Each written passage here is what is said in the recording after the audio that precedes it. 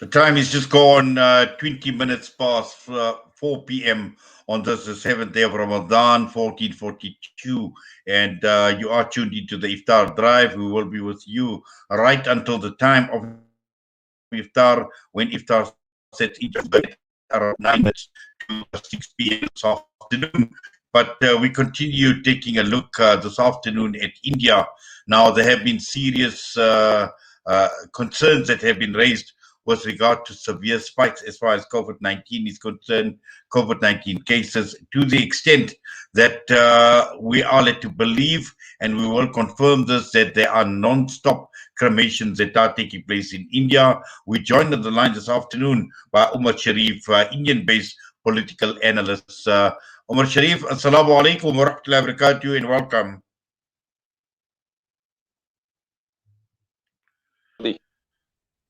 Umar Sharif, Assalamu alaikum. Wa alaikum assalam rahmatullah. How are you doing? Waiting for Umar Sharif, obviously, to contact. Yes, Sheikh Umar Sharif, Assalamu alaikum wa rahmatullah. Wa alaikum assalam rahmatullahi wa barakatuh. How are you doing? Alhamdulillah, very well. Ramadan Kareem, Ramadan Mubarak to you. Wonderful seeing you. Alhamdulillah, you're looking good. Thank you very much. Ramadan Mubarak to you too. Jazakallah khair.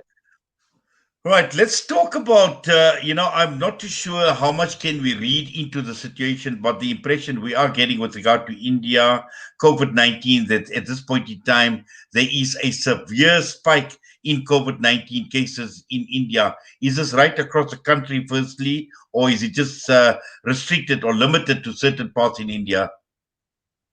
Yeah, it is restricted to certain states in India, especially in Maharashtra, one of the states, and Karnataka, of course. And Delhi happens to be having a real concern. There's a deficiency for oxygen cylinders. And people have been selling remdesivir in the black market. One tablet is being sold for 16,000 rupees. And these kind of things are happening under the very nose of the politicians themselves. And all of these things are happening in India at a time when Kumbh Mela, you might have seen how lakhs of people had gathered. In one dip, there were about 35 lakhs of people who had taken part in the pilgrimage to the Ganges, and thereafter another 35 lakhs, and almost 75 lakhs have taken the bath, the Shahi Snan, which happened to be conducted in the North India. And thereafter, there has been spike, and people are really worried and really concerned over the next dip which is going to happen. And as you know, the Prime Minister himself has pleaded to the authorities to not take the further rituals in the Ganges. And he insisted that the people take a symbolic dip instead of getting physically into the Ganges. So these are the things which are happening now. And there is panic amongst the people. There is panic because of lack of awareness. For instance, every single person who is tested positive, he wants to go to the hospital, which is not required. And most of the cases, they get cured themselves by staying at home. And 97 to 98% get cured. And it's only the 2% are the vulnerable category who are prone to, have serious complications if they are having breathlessness. So only those people are supposed to go to the hospital for intensive care. But unfortunately, majority of the people have got no clue. They think that the moment you're tested positive, it means death. And because of which there's so much of panic amongst the people. And most such cases of reported cases where the hospitals have been lethargic, the hospitals have been mismanaging the people, the dead bodies have been shuffled, somebody's dead body is given to somebody else's family. People have got no clue about the mismanagement which is happening in the hospitals now. So these are the problems. More than the COVID-19, the coronavirus, the fear of the pandemic or the disease itself. The problem is with the mismanagement. The problem is with the politicians. The problem is with the political gatherings, the campaigning which is happening. Every SOP is taken for it's taken for granted, including the Prime Minister of India, Narendra Modi. He happens to be attending a gathering of lakhs of people in West Bengal and elsewhere just for his election campaigning. So this is the scenario now. In most of the states, they are free. I mean, they are not having much of a concern, but some of the states, namely, as what I said, they are having a concern, serious concern.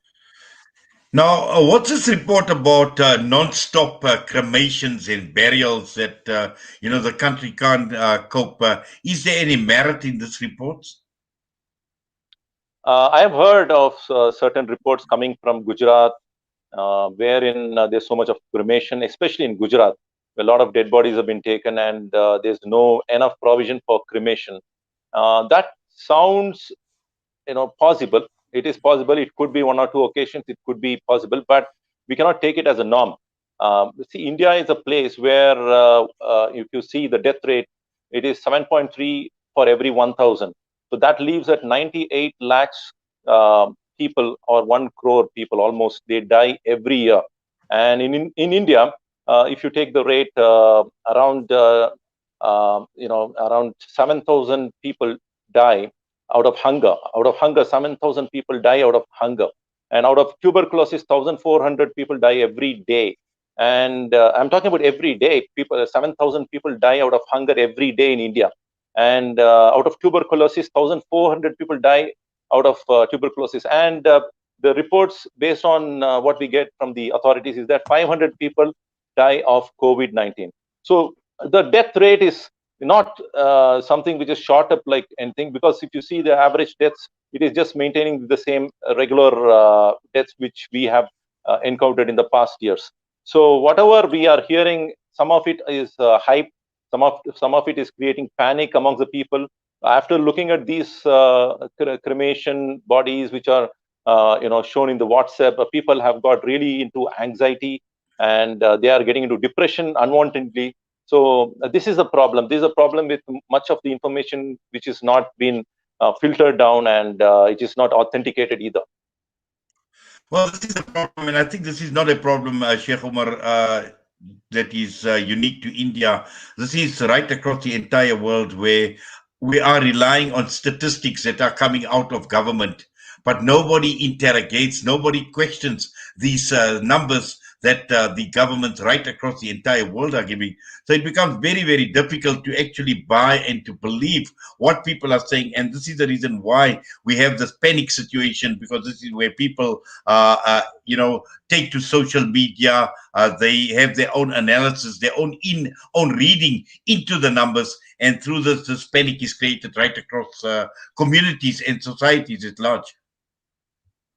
Yeah, that's the real problem. When the government fails, then we don't see any other alternative, and everybody is free to air his own thoughts, and reports are not being authenticated, and this is creating a kind of confusion in the society, and that should be really monitored. I think unless and until the government authorities, they take the responsibilities, things cannot come to normalcy. And it is so successful that in places like Kerala and Tamil Nadu, although there is an increase in the COVID rate, but people are very well aware of what to do. The people are not so panicking like what we hear in the North India. North India, the situation is very bad, and much of the things have to be rectified there. And especially in Maharashtra, where one full stock of remdesivir was found by the police, and it was kept in the secret place where nobody could find out. And until when the police probed into it, they came to know that so much of stock is kept. These medicines were supposed to be reaching to the masses, but unfortunately, they have been kept in dark. And when it was inquired, they said that they want to distribute to the people, but before that, they have come to know. So the debate is that stock kept for the black market? This is what, and much of these things are well known, and which is happening under the very nose of the politicians themselves. So this is a really alarming situation where the politicians have become numb. They don't have any concern for the people's death, and that is the real problem.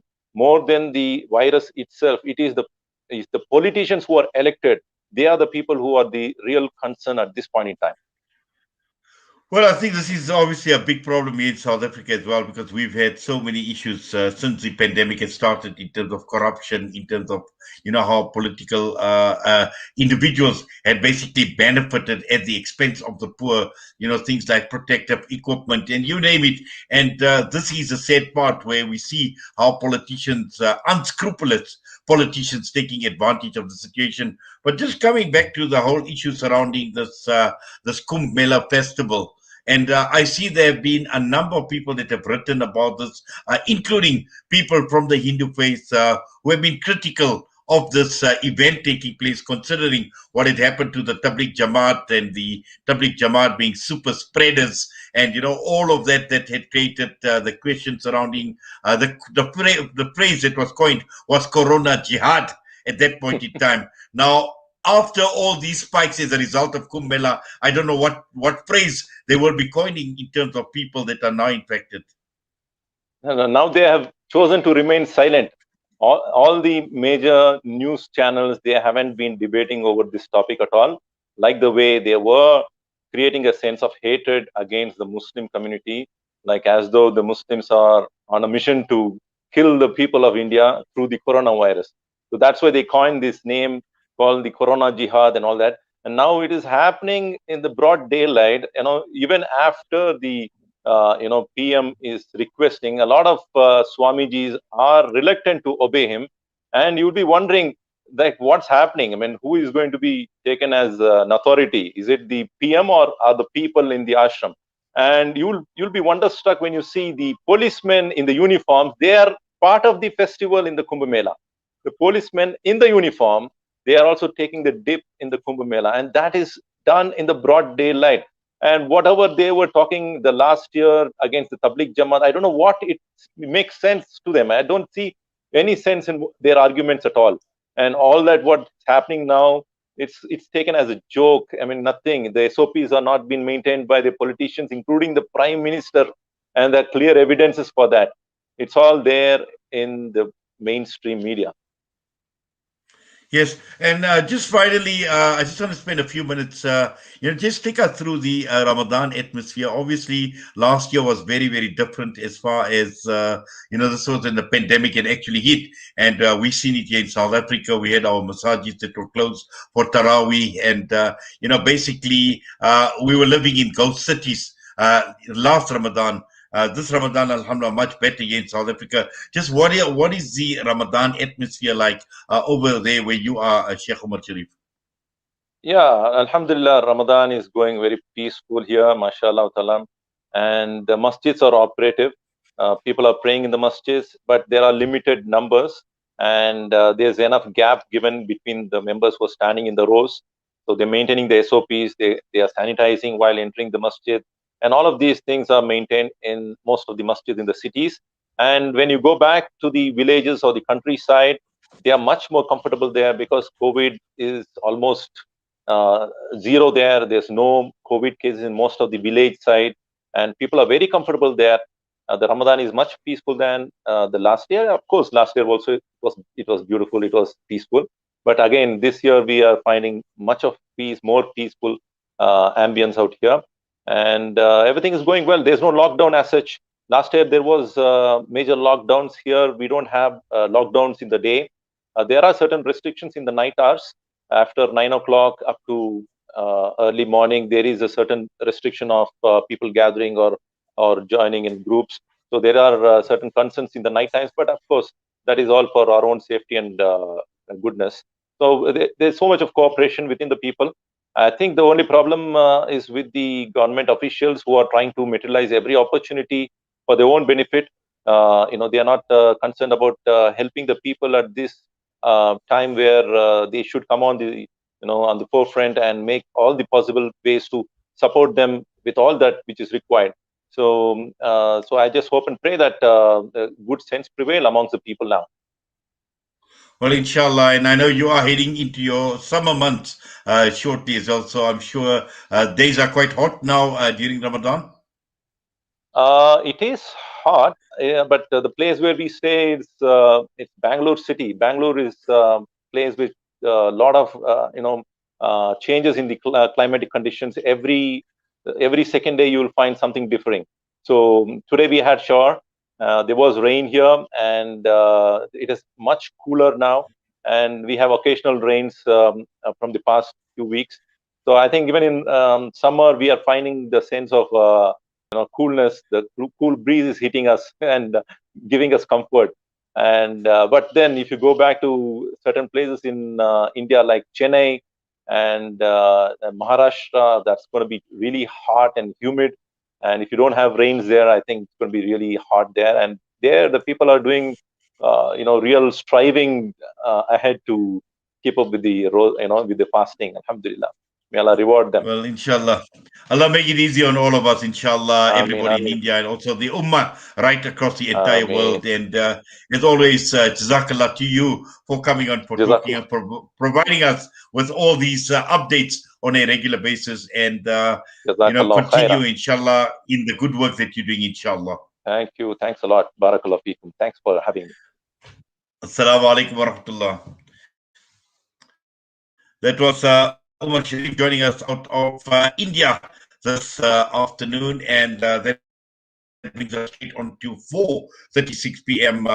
We come back. We're going to be joined by Azhar Vadi. We're paying tribute to Muslim broadcasters in season 2, and this afternoon, after the Asr Adhan, at around 4:45, we'll be joined by Azhar Vadi. But right now, we're going to go for the Asr Adhan and we're going to go for the ad breaks. We'll be back. Stay with us.